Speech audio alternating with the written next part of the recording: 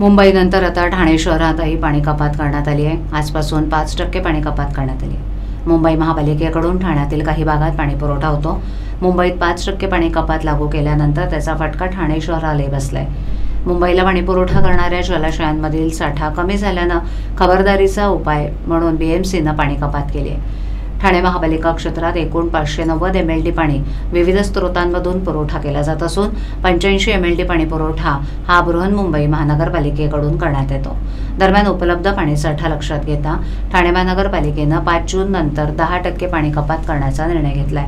त्यामुळे नागरिकांनी पाण्याचा काटकसरीनं वापर करावा असं आवाहन पालिकेनं नागरिकांना केलंय। ठाण्यातील नौपाडा, वाजपा खाडी, हाजोरी, लुईसवाडी, रघुनाथ नगर, रामदेववाडी, साईनाथ नगर, रामचंद्र नगर 1, किसन नगर नंबर 1, किसन नगर नंबर 2, शिवाजी नगर, पडवळ नगर, जनता झोपडपट्टी, शिवशक्ती नगर, करवालो नगर, अंबिका नगर, ज्ञानेश्वर नगर, जयभवानी नगर, काजूवाडी, जिजामाता नगर, बाळकुंपाडा नंबर 1, लक्ष्मी नगर, आंबेडकर नगर, मानपाडा, कोपरी धोबीघाट, गावदेवी, जलकुंभ, टेकडी बंगला जलकुंभ, भटवाडी, इंदिरानगर, आनंदनगर, गांधीनगर, कोपरी कन्हैया नगर या परिसरात 5% पाणी कपात असणार आहे, तर 5 जून नंतर 10% पाणी कपात होईल।